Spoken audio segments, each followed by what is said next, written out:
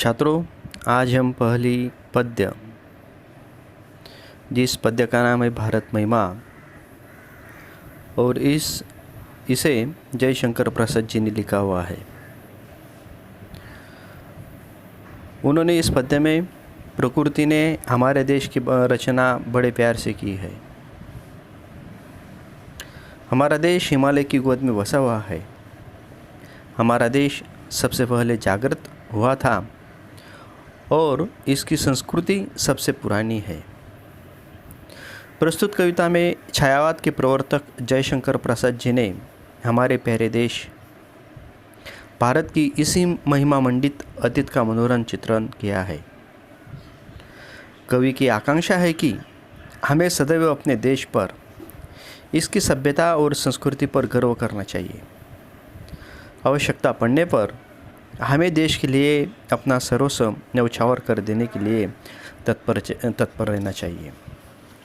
छात्रों, अभी हम इस पद्य की कुछ पंक्तियाँ देखेंगे, जिसमें शुरू में जयशंकर प्रसाद जी ने कहा है, हिमालय के आंगन में उसे किरणों का दे उपहार, उषा ने हंस अभिनंदन किया और पहनाया हीरक हार।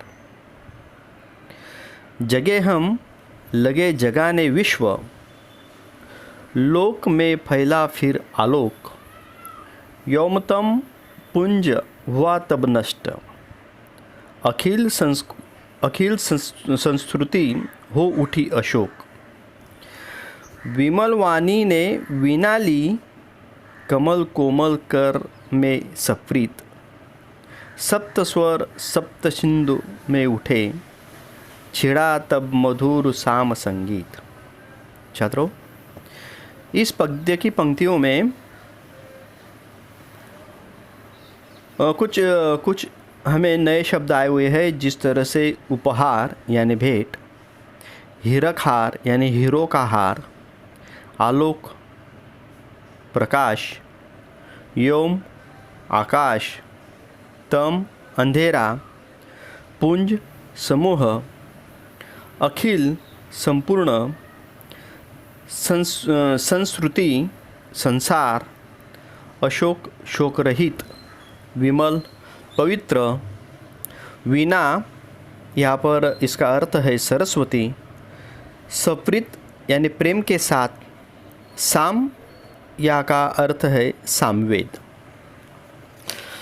छात्रों, कवि कहते हैं कि हमारा यह प्यारा भारत देश हिमालय के आंगन के समान है। प्रतिदिन उषा भारत को सूर्य की किरणों का उपहार देती है। तब ऐसा लगता है कि मानो हंसकर वह भारत भूमि का अभिनंदन कर रही हो। ओस की बूंदों पर जब प्राप्तकालीन सूर्य की रश्मियाँ पड़ती है तो ऐसा लगता है जैसे उषा ने भारत को हीरो का हार पहना दिया है। सबसे पहले ज्ञान का उदय भारत में हुआ, अर्थात सबसे पहले हम जागृत हुए, फिर हमने पूरे विश्व में ज्ञान का प्रसार किया। इसके कारण समग्र संसार अलौकिक हो गया। अज्ञात रूपी अंधकार का विनाश हुआ और संपूर्ण सृष्टि के सभी दुख शोक दूर हो गए। वीणा की देवी वीणा पानी यानी सरस्वती ने इसी पवित्र भूमि पर प्रेम के साथ अपने कोमल के समान कोमल करों में वीणा उठाई। उसकी झंकार से सप्त सिंधियों में सातों स्वरों का मोहक सरगम गूंजने लगा। मधुर संगीत का जन्म हुआ। इसी महान देश में संगीत के वेद सामवेद की रचना हुई। छात्रों, यहाँ पर दूसरे पद्यांश में कवि कहते हैं, विजय केवल लोहे की नहीं, धर्म की रही धरा पर धूम, भिक्षु होकर रहते सम्राट, दया दिखलाते घर घर घूम। गोरी को दिया दया का दान, चीन को मिली धर्म की दृष्टि, मिला था स्वर्ण भूमि को रत्न, शील की सिंहल को भी सृष्टि। किसी का हमने छीना नहीं, प्रकृति का रहा पालना यही, हमारी जन्मभूमि थी यही, कहीं से हम आए थे नहीं। इस पद्यांश में धरा यानी पृथ्वी, धूम यानी हलचल, भिक्षु यहाँ पर अर्थ है बौद्ध सन्यासी, लोहा यह अर्थ है शस्त्र, गोरी यानी मोहम्मद गोरी, स्वर्णभूमि यानी जावा, सिंहल यानी श्रीलंका। छात्रों, इन पंक्तियों में कवि कहते हैं, भारत के लोगों ने शस्त्रों के बल पर देशों को नहीं जीता। यहाँ प्राचीन काल से ही लोगों के मन में धर्म की प्रखर भावना रही है और उन्होंने संसार में धर्म का प्रचार किया। यह गौतम बुद्ध और वर्धमान महावीर जैसे धर्म पुरुष हुए हैं, जिन्होंने विशाल साम्राज्य छोड़कर भिक्षु का स्वरूप धारण किया और घर घर घूमकर लोगों का कष्ट दूर करने का प्रयास किया है, धर्म का प्रचार किया है। हमने मोहम्मद गोरी को पराजित करने के बाद भी दयापूर्वक क्षमा कर दिया। हमारे देश से ही चीन को धर्म की दृष्टि मिली है, यानी भारत के महान सम्राट अशोक ने अपने पुत्र महेंद्र और पुत्री संघमित्रा को बौद्ध धर्म का प्रचार करने के लिए चीन स्वर्ण भूमि अर्थात जावा और श्रीलंका भेजा था। जावा और श्रीलंका के लोगों को पंचशील यानी अहिंसा, अस्तेय, अपरिग्रह, सत्य, ब्रह्मचर्य आदि को सिद्धांत मिले। भारतीयों ने कभी किसी की संपत्ति या किसी का राज्य छीनने का प्रयास नहीं किया। हमने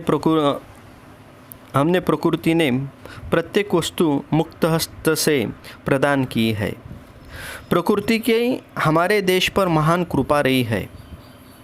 यहाँ की शस्य श्यामला भूमि, हिमाच्छादित गिरी शिखर, घाटियाँ, वादियाँ, सदानीरा नदियाँ, झरने, फल फूल, संसाधनों से भरपूर जंगल से भी अनुपम है। भारत सदा से ही हमारी जन्मभूमि है। हम इसी देश की संतानें हैं। हम बाहर के किसी स्थान से आकर यहाँ नहीं बसे हैं, जैसे कुछ विदेशियों का कहना है। छात्रों, यहाँ पर एक तीसरी पद्यांश यानी आखिरी पद्यांश है।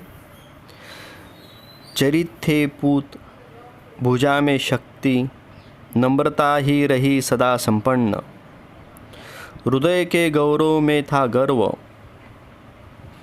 किसी को देख न सके विपन्न। हमारे संचय में था दान, अतिथि थे सदा हमारे देव, वचन में सत्य, हृदय में तेज, प्रतिज्ञा में रहती थी टेव। वही है रक्त, वही है देश, वही साहस है, वैसा ज्ञान, वही है शांति, वही है शक्ति, वही हम दिव्य आर्य संतान। जिए तो सदा इसी के लिए, यही अभिमान रहे यह हर्ष, निछावर कर दे हम सर्वस्व, हमारा प्यारा भारतवर्ष, हमारा प्यारा भारतवर्ष। इस पद्यांश में पूत यानी पवित्र, विपन्न यानी गरीब, संचय यानी एकत्र, टेव यानी आदत, सर्वस्व सब कुछ। छात्रों, भारत के लोग सदा से ही चरित्रवान रहे हैं। हमारी भुजाओं में भरपूर शक्ति रही है। भारतीयों में वीरता की कमी कभी नहीं दिखाई देती है। साथ ही नम्रता सदा हमारा गुण रहा है। हमने कभी अपनी उपलब्धियों पर घमंड नहीं किया। हमें अपना सभ्यता और संस्कृति पर गर्व रहा है। हम कभी किसी को दुखी नहीं देख सके। दीन दुखियों की सेवा करने के लिए हम भारतीय सदैव तत्पर रहते हैं। हम यदि धन और संपत्ति का संग्रह करते थे तो दान के लिए करते थे।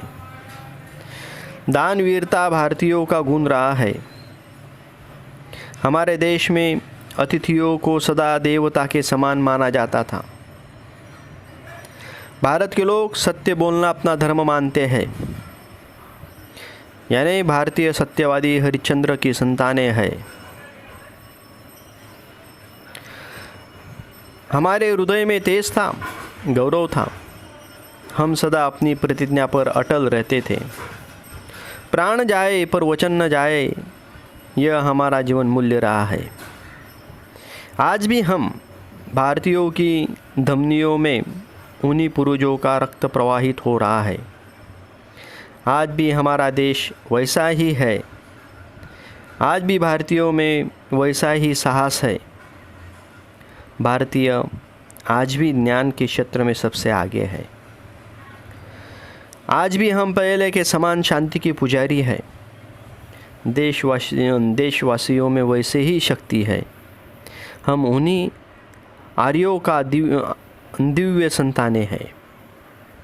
हम जब तक जिए इसी देश के लिए जिए।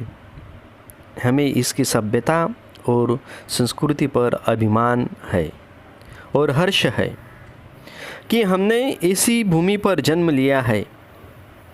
यह हमारा प्यारा भारतवर्ष है। यदि कभी आवश्यकता पड़े तो इसके लिए हमें सर्वस्व भी न्यौछावर कर देना चाहिए और करना चाहिए। छात्रों, यह जो पंक्ति है, यह पंक्ति गृहपाठ की वही में पूरी तरह से लिखना ज़रूरी है और इसमें जो कुछ नए शब्द आए हुए हैं, यह शब्द भी उसमें लिखना ज़रूरी है।